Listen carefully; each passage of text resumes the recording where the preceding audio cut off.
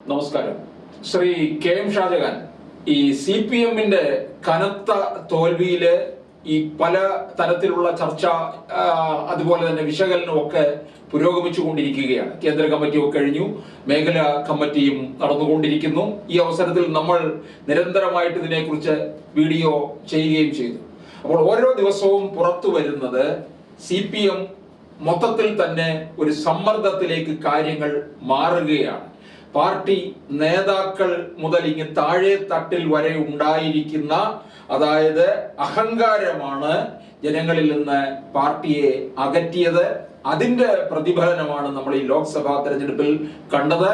ബംഗാളും ത്രിപുരയും ആവർത്തിക്കും എന്ന് പാർട്ടി കേന്ദ്ര നേതൃത്വം മനസ്സിലാക്കി കഴിഞ്ഞിരിക്കുകയാണ്. കാരണം ഈ ഭരണം, കേരളത്തിലെ ഈ ഭരണം അവസാനിക്കാൻ 1.5 വർഷം മാത്രം അവശേഷിക്കെ ഇതിനിടയ്ക്ക് അതിശക്തമായ തിരുത്തലുകൾ ഉണ്ടായില്ലെന്നുണ്ടെങ്കിൽ ഉറപ്പായും ബംഗാളും ത്രിപുരയും ആവർത്തിക്കും. അതായത് പാർട്ടിക്ക് പിന്നീട് രാജ്യത്ത് ഒരു രക്ഷയുമില്ലാത്ത അവസ്ഥയിലേക്ക് നീങ്ങും എന്ന് മനസ്സിലാക്കിയതോടുകൂടിയാണ് തീവ്രമായിട്ട് തന്നെ കേന്ദ്ര നേതൃത്വം ഇടപെട്ടിരിക്കുന്നത്. കാര്യങ്ങൾ നമ്മൾ വിചാരിക്കുന്നത് പോലെ അത്ര പന്തിയായിട്ടല്ല പോകുന്നത്. പിണറായിയെ ഏതൊക്കെ തരത്തിൽ, പിണറായി മാത്രമല്ല നേതൃത്വത്തെ തന്നെ അടപടലം മാറ്റാനുള്ള ശ്രമമാണ് കേന്ദ്ര നേതൃത്വം ഇപ്പോൾ നടത്തിക്കൊണ്ടിരിക്കുന്നത്. അതിന്റെ ഓരോ ചുവടുവയ്പ്പുകളാണ് മുമ്പോട്ട് പോയിക്കൊണ്ടിരിക്കുന്നത്. കേരളത്തിൽ നിന്നുള്ള PV അംഗം വിജയരാഘവൻ പറഞ്ഞത് തന്നെ നമ്മളെ ഞെട്ടിപ്പിച്ചില്ലേ? പാർട്ടി CPM ദ്രവിച്ചു തുടങ്ങിയിരിക്കുന്നു. അത്തരത്തിലുള്ള ഒരു പദപ്രയോഗം തന്നെ അല്പം വിജയരാഘവനിൽ നിന്ന് ഒരുപക്ഷെ നമ്മളാരും പ്രതീക്ഷിച്ചതല്ല. കാരണം അല്പം കൂടിപ്പോയി. വിജയരാഘവൻ പിണറായിയോടൊപ്പം നിൽക്കുന്ന ഒരാളാണ്. അപ്പോൾ അത്തരത്തിൽ ഒരാൾ പറയണമെന്നുണ്ടെങ്കിൽ കേരളത്തിലെ സ്ഥിതി അതീവ രൂക്ഷമായി തീർന്നിരിക്കുകയാണ്. എന്തായാലും തെറ്റുതിരുത്തലിലൂടെ കാര്യങ്ങൾ മുമ്പോട്ട് പോകുമ്പോൾ ഏതൊക്കെ തരത്തിലായിരിക്കും ഇനി വരാൻ പോകുന്നതെന്നുള്ളത് നമ്മൾ പതിവായി ചർച്ച ചെയ്തുകൊണ്ട് വരികയാണ്. പുതിയ സംഭവവികാസങ്ങളിലേക്ക് ശ്രീ ഷാജഹാൻ ഏത് തരത്തിലാണ് വിലയിരുത്തുന്നത്? ഞാനിതിൻ്റെ ഈ വിശകലനത്തിലേക്ക് പോകുന്നതിന് മുമ്പ് ഈ A വിജയരാഘവനെ കുറിച്ചിട്ട് വിശ്വനാഥ് പറഞ്ഞ ഒരു പരാമർശമുണ്ടല്ലോ. അത് സംബന്ധിച്ച് 1-2 കാര്യങ്ങൾ പെട്ടെന്ന് പറഞ്ഞിട്ട് ഞാൻ വിശകലനത്തിലേക്ക് പോകും. A വിജയരാഘവൻ എന്ന് പറഞ്ഞ നേതാവ് മലപ്പുറം സമ്മേളന സമയത്ത് VS അച്യുതാനന്ദൻ്റെ ഏറ്റവും വലിയ മുന്നണി പോരാളിയായിരുന്നു. അവിടുന്ന് പിണറായി പക്ഷത്തേക്ക് പോയ A വിജയരാഘവന് എനിക്ക് തോന്നുന്നു 1-2 പ്രാവശ്യം രാജ്യസഭാംഗമായിരുന്നു. പിന്നീട് പിണറായി വിജയൻ്റെ കൂടെ നിന്നുകൊണ്ട് A വിജയരാഘവൻ പോളിറ്റ് ബ്യൂറോയിലെത്തി. ഇടയ്ക്ക് കുറച്ചു കാലം ആക്ടിംഗ് സെക്രട്ടറി ആയിരുന്നു.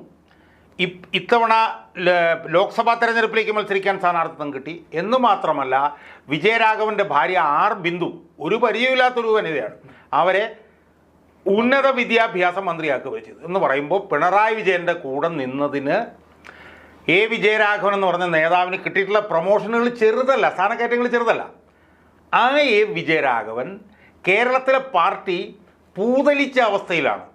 അതായത് ദ്രവിച്ച് ചെതലരിച്ച് വീഴുന്ന അവസ്ഥയിലാണെന്ന് പറയണമെങ്കിൽ പിണറായി വിജയൻ എന്ന് പറഞ്ഞ ഈ നേതാവിൻ്റെ ഒറ്റപ്പെടലിൻ്റെ ആഴം എത്ര വലുതാണ് എന്നുള്ളത് മാത്രം നമ്മളൊന്ന് ആലോചിച്ചു പോകുക. അത്രയാണ് എനിക്ക് A വിജയരാഘവനെ കുറിച്ച്. ഇനി നമ്മൾ വിശകലനത്തിലേക്ക് കിടക്കാം.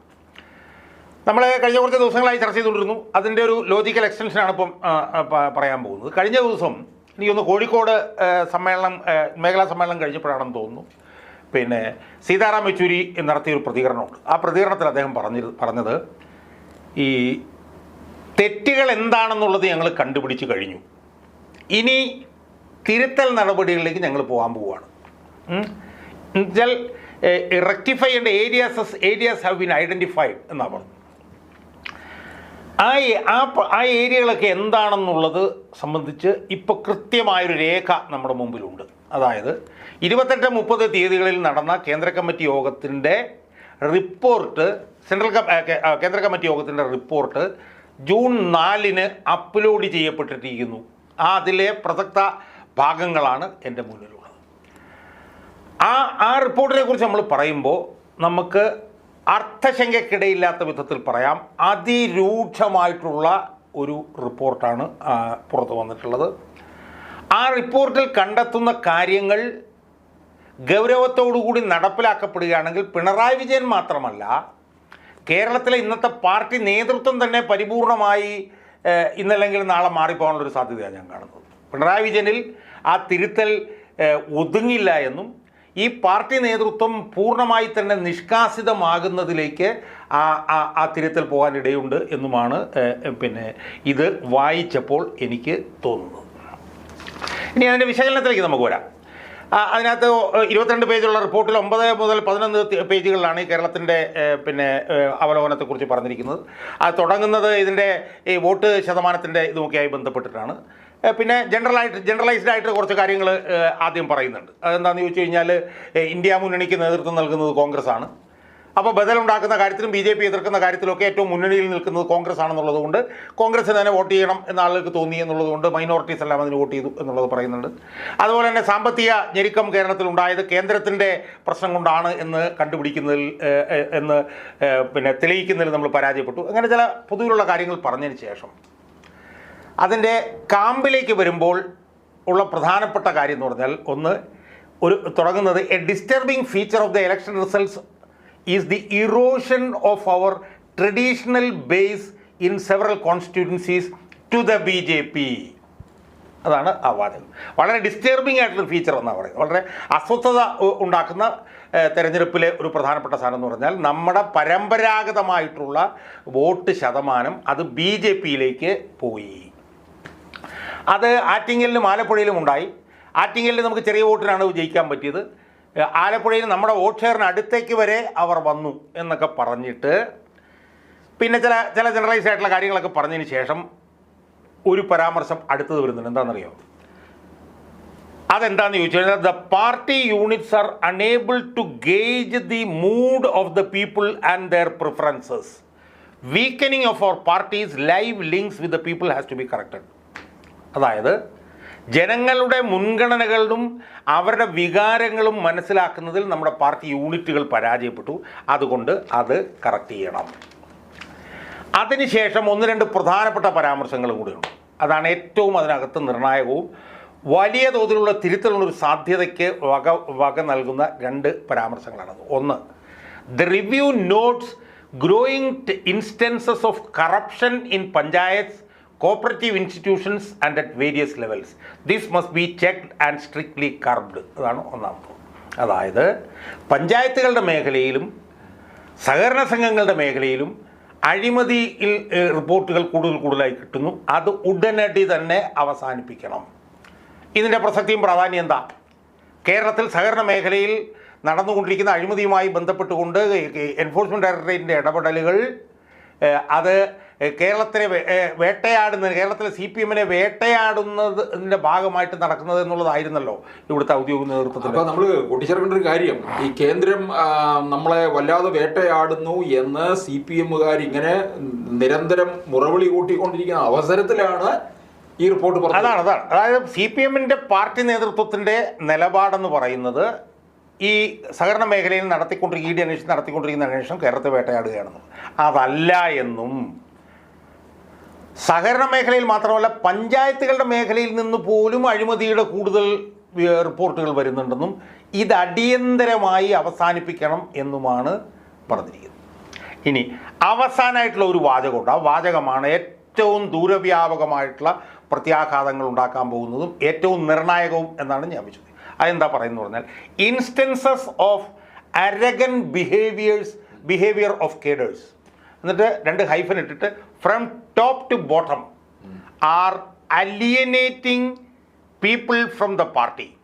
The importance of rectification to eliminate wrong trends and behaviour must be undertaken in a phased manner. ഈ വാചകമാണ് ഏറ്റവും നിർണായകം. എന്താ പറയുന്നത്? Instances of arrogant behaviour of cadres from top to bottom are alienating people from the party. അതായത് മുകൾ തട്ടിൽ നിന്ന് കീഴ്ത്തട്ട് വരെയുള്ള പാർട്ടി കേഡർമാരുടെ അഹങ്കാരം, അഹന്ത, ഇത് പാർട്ടിയെ ജനങ്ങളിൽ നിന്ന് അകറ്റുന്നു. ഇതൊരല്പം വിശകലനം ചെയ്യേണ്ട കാര്യമുണ്ട്. എന്താണ്? പാർട്ടിയെ സംബന്ധിച്ചിടത്തോളം പിണറായി വിജയൻ മുതൽ പാർട്ടി മെമ്പർ വരെ ഉള്ളവന്മാർ അവർ പാർട്ടിയുടെ കേഡർമാരാണ്. പിണറായി വിജയൻ മുഖ്യമന്ത്രിയും പോളിറ്റ് ബ്യൂറോയിൽ ഇരിക്കുന്ന ആളും താഴെത്തട്ടിലുള്ള ഒരാൾ പാർട്ടി മെമ്പർമാരാണെങ്കിലും ആത്യന്തികമായവരെല്ലാവരും കേഡർമാരാണ്. ആ കേഡർമാരുടെ അഹങ്കാരം എവിടുന്നാണ്? മുകൾ തട്ടിൽ നിന്ന് താഴെത്തട്ട് വരെ. അതാണ് അതിനകത്ത് ഏറ്റവും പ്രധാനപ്പെട്ട പോയിന്റ്. അല്ല ജനറലൈസ്ഡ് ആയിട്ട് ഇപ്പോൾ കേഡർമാരുടെ അഹങ്കാരം എന്നുള്ളതല്ല. അതിൽ ഫ്രം ടോപ്പ് ടു ബോട്ടം എന്ന് പറയുമ്പോൾ അത് വളരെ കൃത്യമാണ്. അത് പിണറായി വിജയനെതിരായിട്ടുള്ള നേരിട്ടുള്ള പരാമർശമാണ്. അത് പാർട്ടിയെ ജനങ്ങളിൽ നിന്ന് അകറ്റും. ഇത്രയും നിരീക്ഷണങ്ങളാണ് പാർട്ടി കേന്ദ്ര കമ്മിറ്റി നടത്തിയിട്ടുള്ളത്. ഈ നിരീക്ഷണങ്ങളുടെ പ്രത്യാഘാതം എന്ന് പറഞ്ഞാൽ എന്താ പറഞ്ഞിരിക്കുന്നത് പാർട്ടിയുടെ അടിസ്ഥാന വോട്ട് പോയി, അത് BJPയിലേക്ക് പോയി.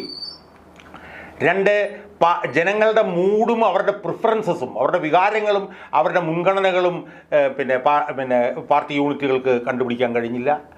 അടിത്തട്ടിൽ നിന്ന് പഞ്ചായത്തിൽ നിന്നും പിന്നെ സഹകരണ മേഖലയിൽ നിന്നുമുള്ള അഴിമതി കൂടുതലായി വരുന്നു, അത് അവസാനിപ്പിക്കണം. മുകൾ തട്ടിൽ നിന്ന് അടിത്തട്ട് വരെയുള്ള പാർട്ടി കാഡർമാരുടെ അഹങ്കാരം പാർട്ടിയെ ജനങ്ങളിൽ നിന്ന് അകത്തുന്നു. അതുകൊണ്ട് അത് അടിയന്തരമായി തിരുത്തണം. ഇത്രയും കാര്യങ്ങളാണ് പാർട്ടി കേന്ദ്ര കമ്മിറ്റിയുടെ റിപ്പോർട്ടിൽ അച്ചടിച്ച് വന്നിരിക്കുന്നത്. ഇതാണ് ഞങ്ങൾ കണ്ടുപിടിച്ചു എന്ന്, ഏരിയസ് എവിടെയൊക്കെയാണ് തെറ്റുകൾ പറ്റിയെന്നുള്ളത് ഞങ്ങൾ കണ്ടുപിടിച്ചു എന്ന് സീതാറാം യെച്ചൂരി പറഞ്ഞു. ഇനി ഇത് കൺക്ലൂഡ് ചെയ്യുന്നത് എങ്ങനെയാണ്? ഇത്രയും കാര്യങ്ങളാണുള്ളത്. ഇത് സംബന്ധിച്ച് ഉള്ള ബാക്കി കാര്യങ്ങൾ അടുത്ത സംസ്ഥാന കമ്മിറ്റിയിൽ ഞങ്ങൾ പിന്നെ അത്തരം കാര്യങ്ങൾ ചർച്ച ചെയ്യും എന്നാണ് ഇതിനകത്ത് പറഞ്ഞിരിക്കുന്നത്. അപ്പോൾ തെറ്റുകൾ കണ്ടുപിടിച്ച് കഴിഞ്ഞു. ആ തെറ്റുകൾ തിരുത്താൻ വേണ്ടിയിട്ട് ഇനി എന്താണ് ചെയ്യാൻ പോകുന്നത് എന്നുള്ളതാണ് പ്രധാനം. ഈ തെറ്റുകൾ എന്ന് പറയുമ്പോഴത്തേക്ക് നമ്മൾ കഴിഞ്ഞ ദിവസം പറഞ്ഞു, ഈ തെറ്റുകൾ ചെയ്തത് ആരാ? ഈ തെറ്റുകൾ ചെയ്തത് പിണറായി വിജയനാണ്. പക്ഷേ പിണറായി വിജയൻ മാത്രമല്ല എന്നുള്ളതും കൂടെ നമ്മൾ കാണണം. പിണറായി വിജയൻ ഈ തെറ്റുകൾ മുഴുവൻ ചെയ്യുമ്പോൾ പിണറായി വിജയൻ ഈ തെറ്റുകളെല്ലാം ചെയ്യാനുള്ള പിന്തുണ ഇവിടുത്തെ പാർട്ടി നേതൃത്വവും കൊടുത്തിരുന്നു. പിണറായി വിജയൻ വന്നിട്ട് എൻ്റെ തീരുമാനമായിരുന്നു, പാർട്ടിയുടെ തീരുമാനമല്ല എന്ന് പറയാൻ പറ്റില്ല. ഇത് പാർട്ടി തീരുമാനമായിട്ടാണ് ഈ തെറ്റുകൾ മുഴുവൻ ചെയ്തത്. അപ്പോൾ സ്വാഭാവികമായും പിണറായി വിജയൻ മാത്രമല്ല തിരുത്തപ്പെടാൻ പോകുന്നത്, പാർട്ടി നേതൃത്വം ഒന്നാകെ തിരുത്തപ്പെടേണ്ടി വരും എന്നുള്ള നിലയിലേക്കാണ് കാര്യങ്ങൾ പോകുന്നത്.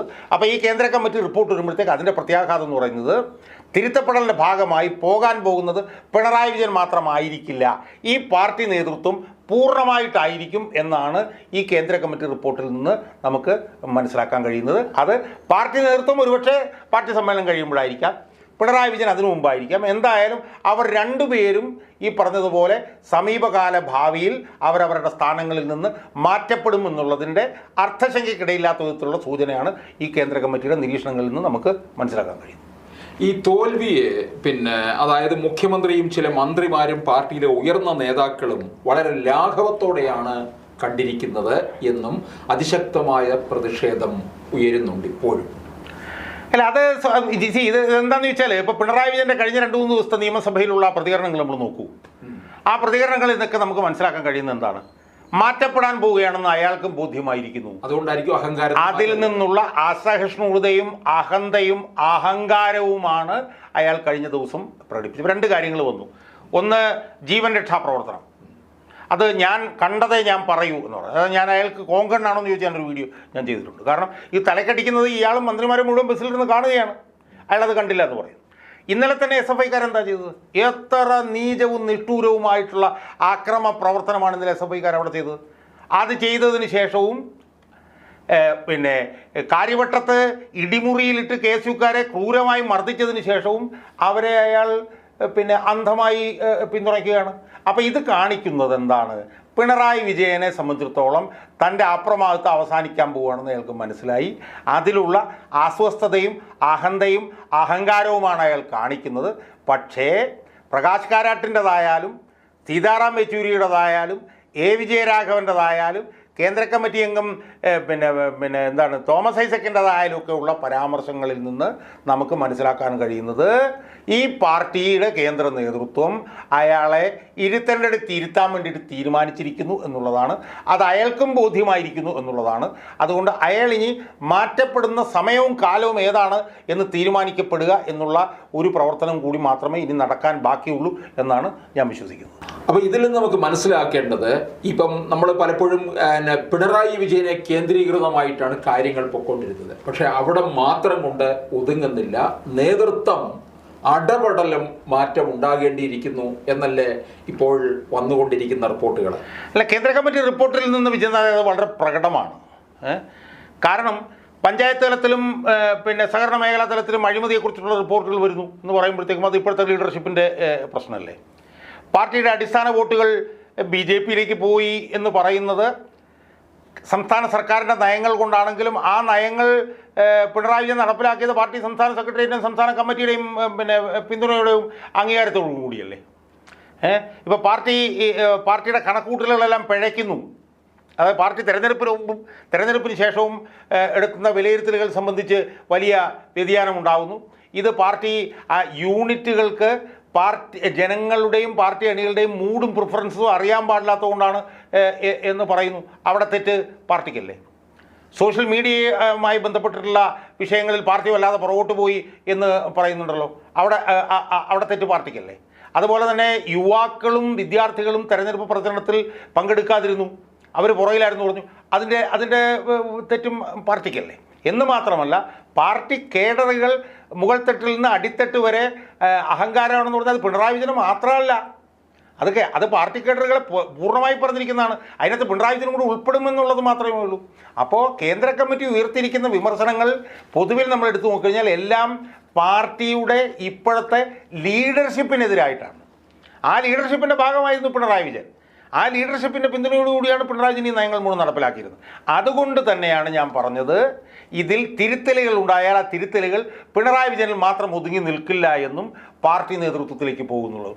അതാണ് യഥാർത്ഥത്തിൽ ഈ കേന്ദ്ര കമ്മിറ്റി റിപ്പോർട്ട് കൊണ്ടുവരുന്ന ഒരു അഡീഷണൽ ആയിട്ടുള്ള ഒരു കമ്പോണൻറ്റും കൂടി എന്നാണ് എനിക്ക് തോന്നുന്നത്. യെച്ചൂരി പറഞ്ഞ വേറൊരു കാര്യമുണ്ട്. പാർട്ടി നേതാക്കൾക്ക് ജനങ്ങളുമായിട്ടുള്ള ബന്ധം കുറഞ്ഞു എന്ന് അടിവരയിട്ട് പറഞ്ഞിരിക്കുകയാണ്. ഇപ്പോൾ അത് നമ്മൾ നേരത്തെ പറഞ്ഞതിൻ്റെ ഒക്കെ ഒരു അവസാനം വന്നെത്തുന്നത് അതുതന്നെയാണ്. ജനങ്ങളുമായിട്ടുള്ള പിന്തുണ കുറഞ്ഞു കഴിഞ്ഞാൽ അവിടെയാണല്ലോ ജനങ്ങൾ തിരിച്ചടിച്ചു കൊടുക്കുന്നത്. ഇല്ല, അത് വളരെ കൃത്യമായിട്ട് ഈ സീതാറാം യെച്ചൂരി പറഞ്ഞിട്ടുണ്ട്. പിന്നെ എം വി ഗോവിന്ദൻ വേറൊരു കാര്യം കൂടെ പറഞ്ഞു, പാർട്ടി പ്രവർത്തനത്തിലേക്ക് വരുന്നു പെട്ടെന്ന് പണക്കാരായി മാറുന്നൊരു പ്രവണതയുണ്ട് എന്ന് പറഞ്ഞിട്ടുണ്ട്. അതൊക്കെ കാണിക്കുന്നത് എന്താണ്? അതുപോലെ തന്നെ ഇപ്പോൾ SFIയുമായി ബന്ധപ്പെട്ട പ്രശ്നം, SFIയുമായി ബന്ധപ്പെട്ട പ്രശ്നത്തിൽ SFIയെ പേപ്പട്ടിയായിട്ട് തല്ലിക്കൊല്ലാൻ സമ്മതിക്കില്ല എന്ന് AK ബാലൻ പറയുമ്പോൾ എം വി ഗോവിന്ദൻ വന്നിട്ട് ഞങ്ങൾ അവരെ പറഞ്ഞ് മനസ്സിലാക്കി തിരുത്തും, അവരുടെ അടുത്ത സമ്മേളനത്തോടുകൂടി ഞങ്ങൾ ആ പ്രശ്നങ്ങൾ പരിഹരിക്കും എന്ന് പറഞ്ഞ ആ കോൺട്രഡിക്ഷൻ അവിടെ വരുന്നു. ഇനി വേറൊരു പുതിയ കാര്യം സംഭവിച്ചുകൊണ്ടിരിക്കുന്നത് എന്താണ്? പുറമേ നിന്ന് CPIയുടെ സമ്മർദ്ദം ശക്തമായിക്കൊണ്ടിരിക്കുന്നു. ഇപ്പോൾ ബിനോയ് വിശ്വം നിരന്തരമായി പറഞ്ഞുകൊണ്ടിരിക്കുന്നു. ബിനോയ് വിശ്വം ചെങ്കൊടിത്തണലിൽ കൊട്ടേഷൻ സംഘക്കാർക്ക് വാഴാൻ പറ്റില്ല എന്ന് പറഞ്ഞു. അതിനുശേഷം SFI പ്രാകൃത സംഘടനയാണ് എന്നും പറഞ്ഞിട്ട് വന്നു. പിന്നെ CPIയുടെ പിന്നെ മലപ്പുറം അവരുടെ ഏതൊരു ക്യാമ്പിൽ ഉയർന്നിട്ടുള്ള വികാരം എന്ന് പറയുന്നത് ഇനി അവഗണന സഹിച്ച് കൂടെ നിൽക്കാൻ കഴിയില്ല, കോൺഗ്രസുമായി ചേരണം എന്നാണ് അവിടെ വന്നിട്ടുള്ളത്. ആദ്യമായിട്ടല്ല ഇതിനകത്ത് വരുന്നത്. നേരത്തെ ഇടുക്കി ജില്ലാ സമ്മേളനത്തിൽ വന്നിരുന്നു. അപ്പം സംഭവിക്കുന്നത് എന്താണ്? പാർട്ടിക്ക് അകത്ത് നിന്ന് വലിയ തോതിലുള്ള സമ്മർദ്ദം, പാർട്ടിക്ക് പുറത്തു നിന്ന് തത്തുല്യമായ സമ്മർദ്ദം CPIയിൽ നിന്ന് ഉയരുന്നു. മനസ്സിലായോ? അപ്പോൾ ഈ സമ്മർദ്ദങ്ങളെല്ലാം കൂടെ ചേർന്ന് അത് ഇവോൾവ് ചെയ്ത് വരുമ്പോൾ കറക്റ്റീവ് മെഷേഴ്സ് എടുക്കാതിരിക്കാൻ പറ്റില്ല. ഇനി കറക്റ്റീവ് മെഷേഴ്സിലേക്ക് പോകാനുള്ള കാര്യം കൂടെ പറഞ്ഞ് ഞാൻ അവസാനിപ്പിച്ചോളാം. ത്രിപുരയിൽ 25 വർഷം ഭരിച്ചു, അവിടെ 75% വോട്ട് BJPക്കാണ്. പിന്നെ ബംഗാളിൽ 5 വർഷം തുടർച്ചയായി ഭരിച്ചു, 50% കൂടുതൽ വോട്ടുണ്ടായിരുന്നു. അവിടെ 2011 അധികാരത്തിൽ നിന്ന് പോയി. 2024 അവിടെ കിട്ടിയ വോട്ട് എത്രയാണെന്നറിയോ വിജയനാഥിന്? 6.33%.